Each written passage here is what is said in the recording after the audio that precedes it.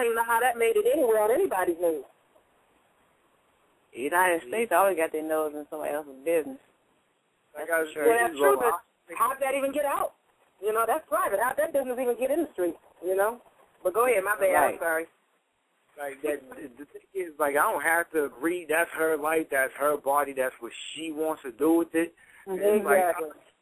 Like, why is that anybody else's business? It's like, oh, them dudes can work it out.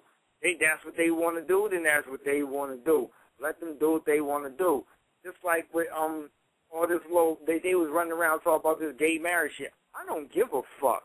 It's just a contract anyway. Exactly. It's their business. Oh, fuck. It's like, yo, and that gives you one less thing to bitch and moan about. Oh, they won't let us get married. I don't give a fuck if you get married. Go ahead, do your thing. Just don't do it in front of my children. That's all I ask. Just don't sit there and try to make I agree with you there. I agree with you there.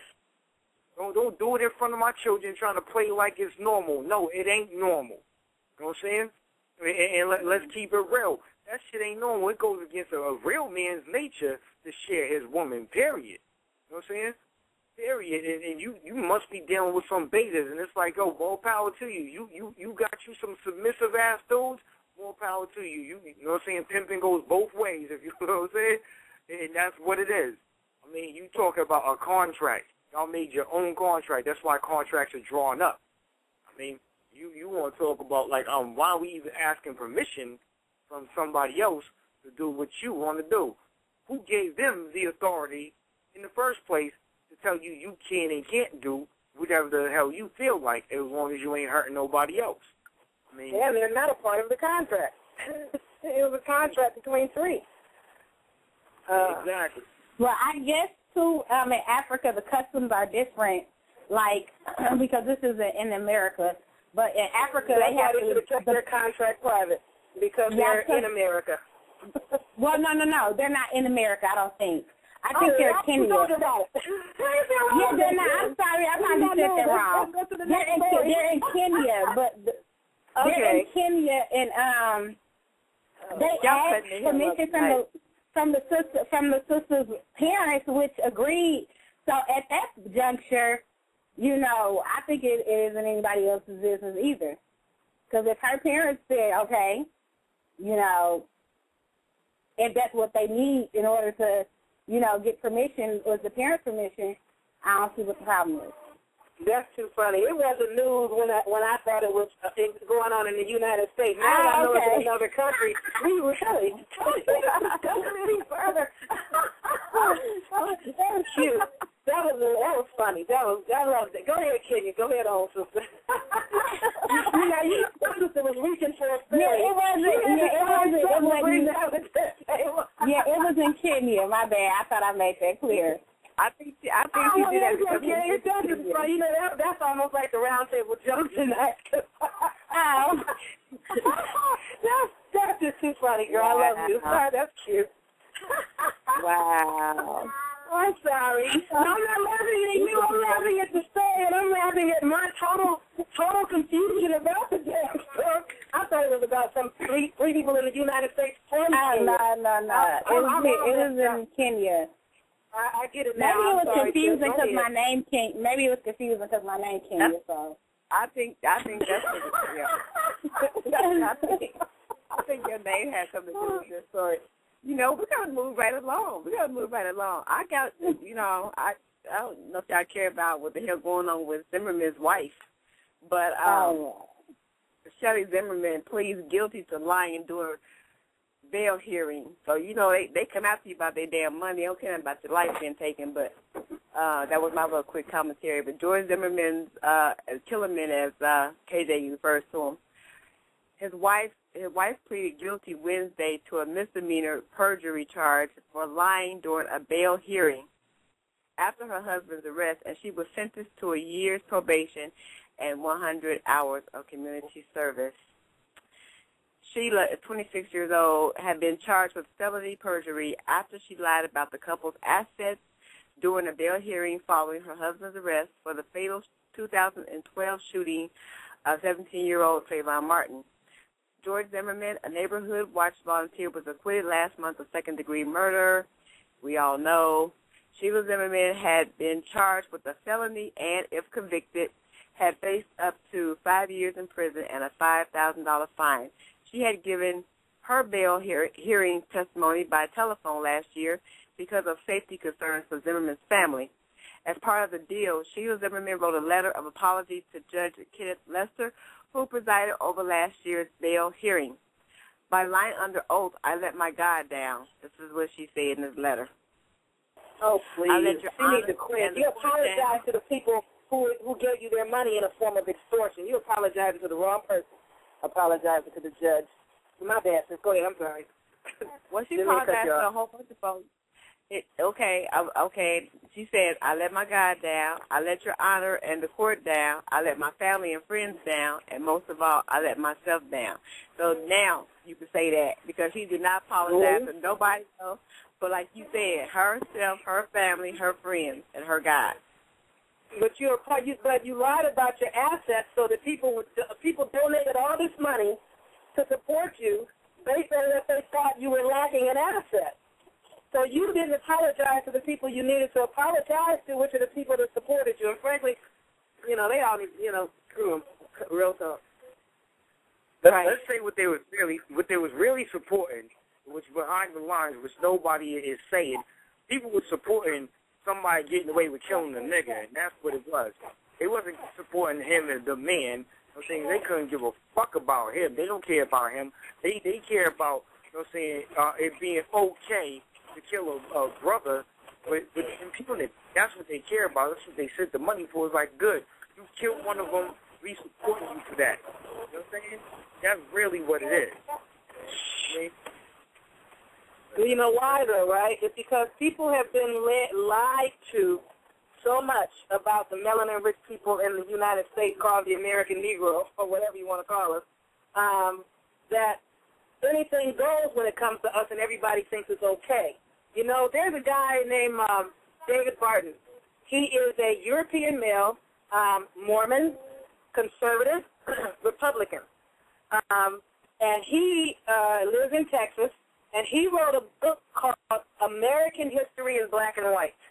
David Barton. I'm pretty sure that's his name, but I could be wrong on the last name, but I think that's it. There's a series of 2 sets of YouTube about this book, where he's being interviewed by Glenn Beck.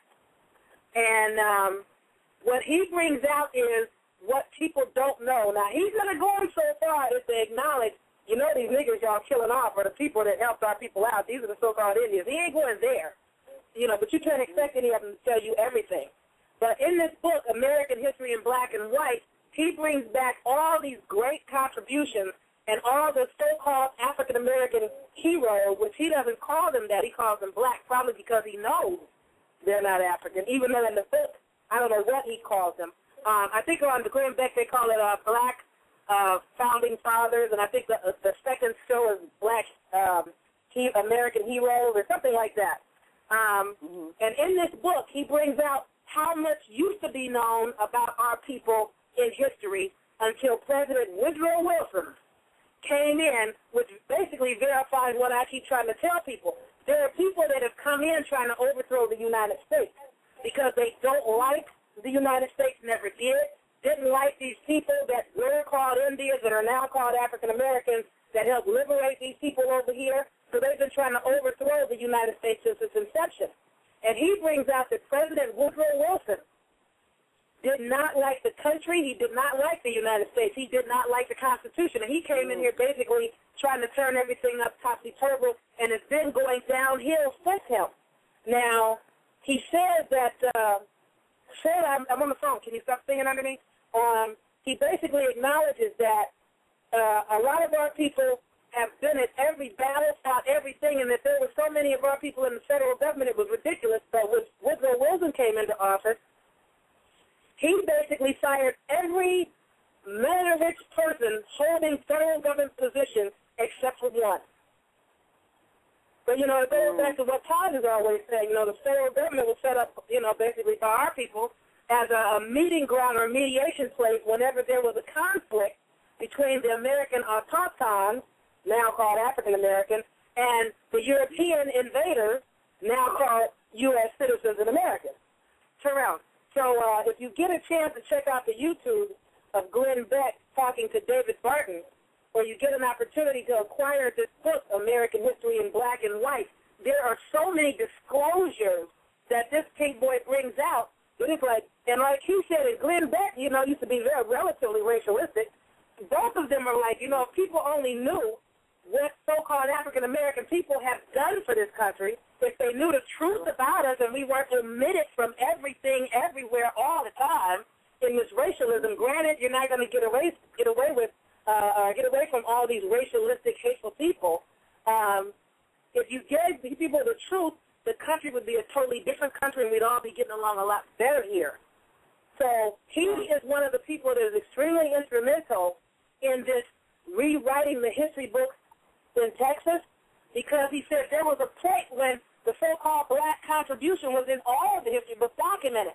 Now we're not there at all. You hear about two or three, Harriet Tubman, Frederick Douglass, and maybe one other. You really don't hear about our people and what we've done. So he came out with this book, and he is very instrumental in the movement to change the history books in Texas, because this thing is, these niggas used to be in the history books, and it's time to put them back in the books. So they are putting our people and their contributions back in the books because they should have always been there in the first place. That would have stopped this whole it's okay to kill Trayvon Martin and whatever, because people would know the truth about our people. We didn't just come from this slavery lie that everybody talks about. That is Jennifer Barton, B-A-R-T-O-N, American History in Black and White. Yeah, it's a cold little book. If anybody wants to know the truth about it, And here are a couple of pink boys that are like, man, if everybody, I wish I had knew. Why didn't we know? If everybody had, if we had known, if everybody had known, the United States would be a different place today. But that was the original plan. It was set up to be that until the United States and the federal government were infiltrated by, Jesuit militias for the Pope, crown head knights for the Queen, and mercenaries for the bankers. That's the problem. Still is the problem. Infiltration. Go ahead. Rogue element. Yeah, the royal family still, like that. That's the thing people don't even know about the presidency, is that they're selected, not elected. They're all part of the same so-called royal bloodline family, and Obama is actually included in that because he's related to Cheney. And all them people is all blood related. It's a hierarchy that's just been hidden, and what is not put in there is even before the presidency began, Dear Mr. President, which was written by General Washington, was written to a black man named John Hanson. John Hanson's on the back of the $2 bill, and they hide all that stuff. There was seven black presidents before Washington, and that's completely obliterated out of your civics class. You don't know about the Articles of Confederation. I thought it was 9. Nine? Okay. Not 9 black presidents? 9 black presidents. At least that's what I thought. I could be wrong, though, but I thought that was the number. I thought it was 7. Well, we got it straight up. There have been a few since then, but people don't know, because once you get far down the bloodline, people start losing their color. They start burying their so-called nigga ancestors. Oh, definitely. Oh, see, well, that's the thing you got to get into. We got to talk about this. It's probably up in that Hidden Colors book, where they talk about the royal bloodline in Europe actually was African. Look at their symbolism where they use a lion. When's the last time you seen a lion in Europe? You ain't never seen a lion in Europe, so why is it their royal symbol? The royal symbol of the motherland is the lion. Are you serious? I mean, come on now. Like, it is really apparent once you look at it, and it's like, I mean, that's the whole thing, is that they criminalize in order to destroy. The thing is, when you learn in military combat, they teach you to objectify your enemy before you can strike against them. So you can't look at them as a person, a human, someone that you don't identify them by name. They are a target. You're taught to not even look them in their eyes, right? And you'll see the pigs doing this a lot of times. They will stare at your chest because you are a target. This is where they're going to aim if they have to shoot and kill you. I mean, so they are staring at your chest. They don't see you as a person, and that's what they're doing by putting all this media in.